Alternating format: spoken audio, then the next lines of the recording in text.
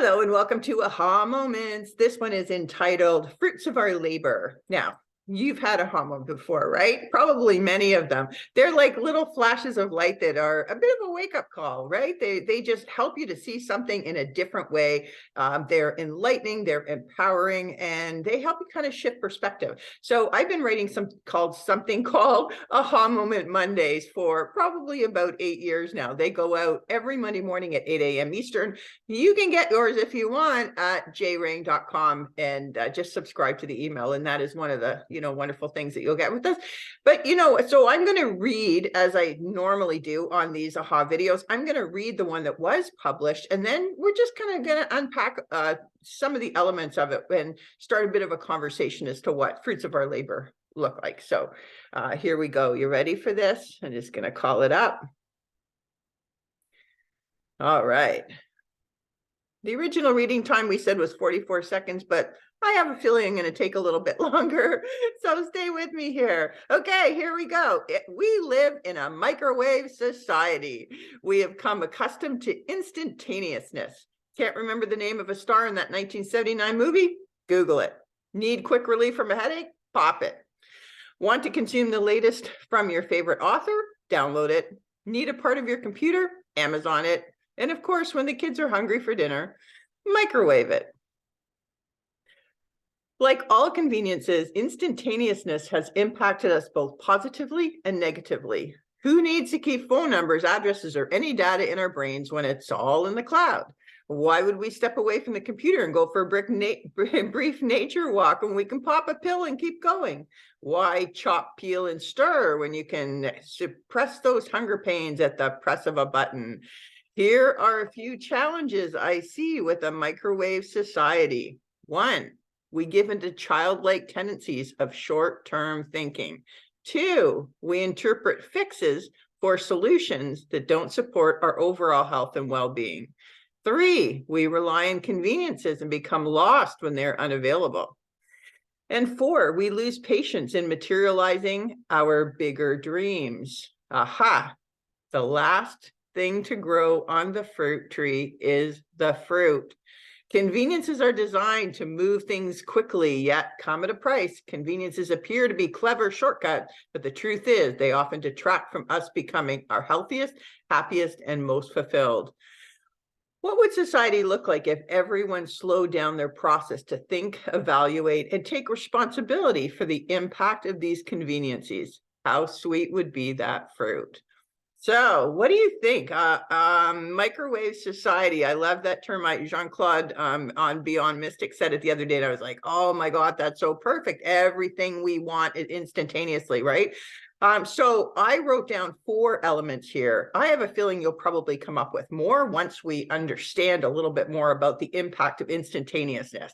The first one I wrote down was the childlike tendency. So here's the thing, from studying self-sabotage, oftentimes if we move into a childlike behavior versus standing in our adult power, we can shortchange ourselves very, very easily. And one of the ways is children think in short term, right? They're, they just in minutes, hours, maybe days, but not much longer than that. So as they grow up, naturally that time frame expands. But a lot of adults still look to be entertained to short fixes. Look at how the diet and exercise industry has made billions and billions of dollars because people are looking for that short-term fix, right? And it's same with the pharmaceutical industry that we have a headache, we take a pill, it's over with, and we keep going. That is a short-term fix, but what are the ramifications of that? Which bring us to point number 2, which we interpret fixes for solutions that don't support our overall health and well-being. So rather than getting to the root of the situation, we go for something quick and easy just to keep going, to keep us on that treadmill, to keep us where we think are happy and fulfilled, but in the long term, we're sabotaging, right? We're sabotaging ourselves. So we're not doing ourselves any favors. And number 3, I had put, we rely on conveniences and become lost when they're unavailable. So I remember years ago, and I'm old enough to remember this. This is before, we had all of these memory tools that, we carried around addresses and phone numbers and all kinds of statistics and data in our minds, and we cataloged all that stuff, and we relied on ourselves. And if we were going to come up with, oh, who was that actress who was in that movie, together we would brainstorm, and if we couldn't do it on ourselves, we'd find people to help us out with it. But nowadays we don't even try, right? As soon as anybody asks a question, the first thing somebody does is pulls out their phone and looks for that data. Which brings us to point number 4 of losing, on point number 3 still, about, becoming lost when those things are unavailable. So I have physical cookbooks. Now, I probably have, again, a lot of recipes that are stored in my mind, things that I like to make. However, I have hard, fast cookbooks so that if I can't find a recipe online, I have resources to look that up. That's just recipes. I'm sad that I gave away my set of encyclopedias, because that probably would have been helpful too. I still use a physical dictionary and a thesaurus when I'm writing. I have my thesaurus online, absolutely, to make sure that I'm looking up, different ways of saying the same thing. However, I have those physical books available. So there are lots of things that we have stopped learning because we know that information is out there somewhere, right? So we don't rely on ourselves, and we don't rely on our community. And, it's point number 3, we become lost, right? So empowering ourselves a little bit more, maybe, is a thought to have. The bigger one about the fruits of our labor is point number 4, which is we lose patience in materializing our bigger dreams. So in other words, the quick fix is that, I'm going to do this effort and I want to see some result for my effort. And you know what?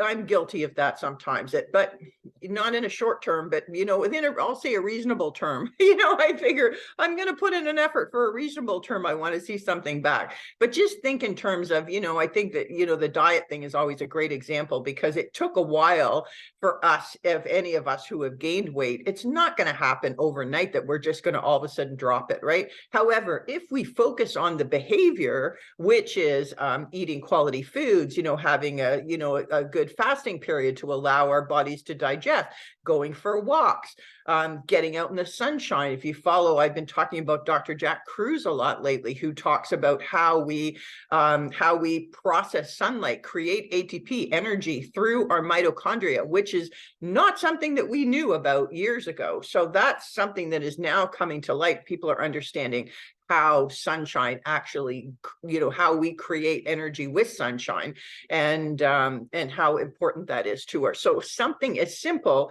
as getting out in the sunshine in the morning, and outside as oftentimes during the day as you possibly can, according to Kruse.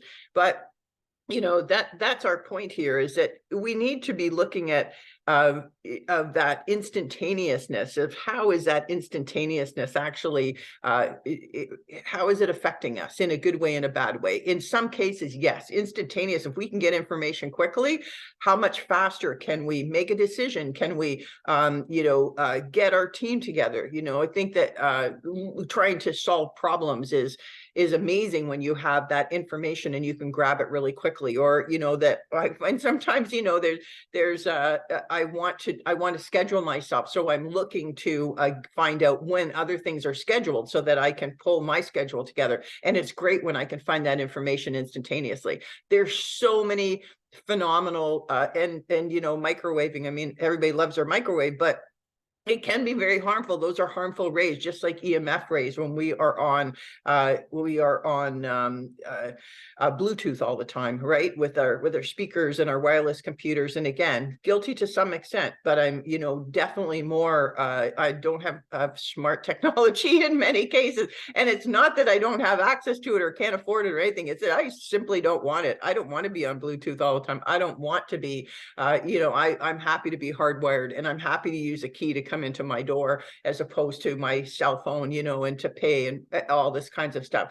There are negative ramifications to having those waves all around, including microwaves, right? We don't need them all the time. So yes, sometimes heating something in a pot or in the oven or on the barbecue is probably a healthier choice, right?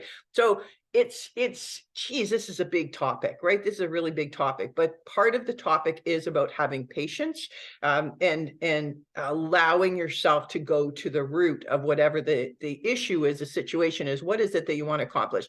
Can instantaneous help you? or is it going to harm you? And we need to be making those decisions on a regular basis. I'm not a big fan of pharmaceuticals. Not to say that I wasn't, but I'm not. I do have some around for sure, just in case, but I try and first of all, get to the root of issues. And secondly, try natural methods first and as often as I can. And I remember my naturopath used to say that often the solution is not what you add, but what you take away. So, if we do have a headache, then, take a look at it. Do I need to stretch? Do I need to get outside? Do I need to just something as simple as put a cold cloth on my head, or just, or go talk to a friend, or take a rest, or something? Like, what caused the headache rather than popping that pill, right? So, as I said, this is a massive, massive conversation, but can we decide that we're just going to look at each of these situations in terms of instantaneousness and decide, are they helping us or are they hurting us? Are we just looking for that childlike quick fix so that we can, go on with our entertainment, or are we being adult about this and saying, hey, the fruit on the trees is the last to blossom, it's the last to appear, that we need to put in the effort, we need to put in the energy, we need to put in the time for education, and then we need to have patience for our fruit to appear, right? And so anything that we do with our bodies, with our minds, with our businesses, with our families is going to take a little bit of patience, and it's going to take some time, right? So can we choose that we're going to invest that time, or at least, if nothing else, just become a little more aware of it, right? I'm guilty, a couple of minutes a day pressing that microwave button, but by and large, not really. But it's the awareness that happens first, right? So let's create some awareness around that. Anyway, I hope you love the AHA. I hope you love the conversation. Send me notes anytime. I'm always happy to hear the response and to see what you get out of it as well. In the meantime, succeed deliberately,